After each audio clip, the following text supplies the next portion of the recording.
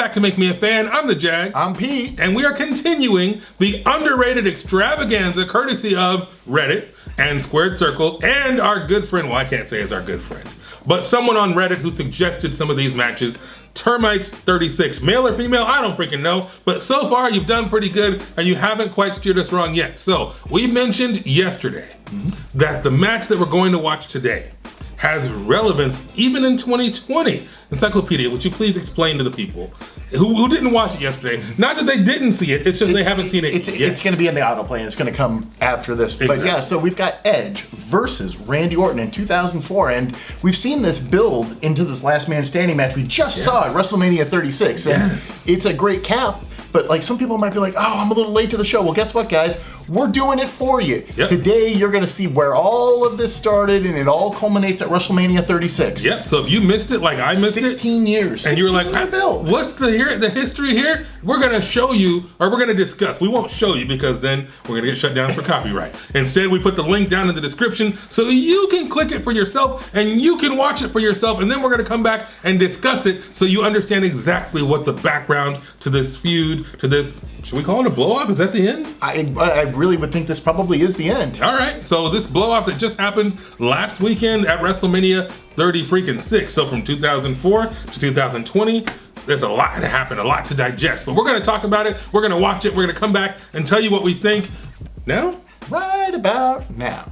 So this was Randy Orton's first ever loss in a championship match. Now you wonder why he hangs that over Edge's head. That's serious business. Hangs it over him. Exactly, that's some serious business. If this guy who was, you know, the hottest thing since sliced bread, you know, part of Evolution, the hugest, biggest, I think you called it modern day. Modern Four Horsemen. Which is huge, and for him to lose was a very big deal. And to lose in this build-up where you saw Edge calling out Flair, calling out Batista, calling out Triple H, and going after Randy Orton, that's a big freaking deal. And that's something you might remember over 16 years. You think? Yeah, so I mean, it's a good match. It was a little long for me. Sure, understood. But the stakes were high, the crowd was involved. People wanted to know how this was gonna turn out because the build was so, was done right, in my opinion. What do you think? Oh, for sure, and I love the finish where it kind of everything you see, everything happen in the match, and then all of a sudden, Randy Orton's trying to take advantage of that exposed turnbuckle, and it turns from an advantage to the thing that cost him a title. Absolutely, and it was great. I appreciated the storytelling.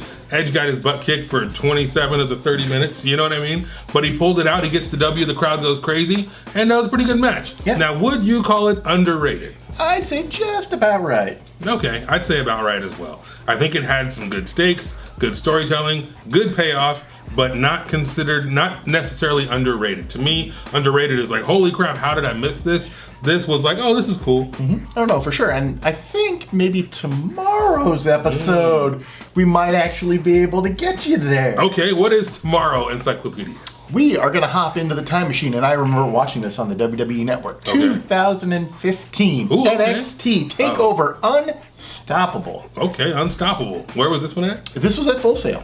Oh, very cool. All right. So, and this was really cool because they're actually doing the pre-show for it and everything. Like, that's when NXT was on its, like, peak. Nice. You're going to see Kevin Owens on this pay-per-view. You're going to see Finn Balor on this pay-per-view. But the match we're going to watch... Okay, yeah. Which one? ...is the challenger, Becky Lynch. Becky Lynch. Versus Sasha Banks. Let's go. For the NXT Women's Championship. I hate to be negative because I haven't seen the match yet. But I have an overabundance of Becky Lynch as of late. And so when you said Becky Lynch, my heart sank just a bit.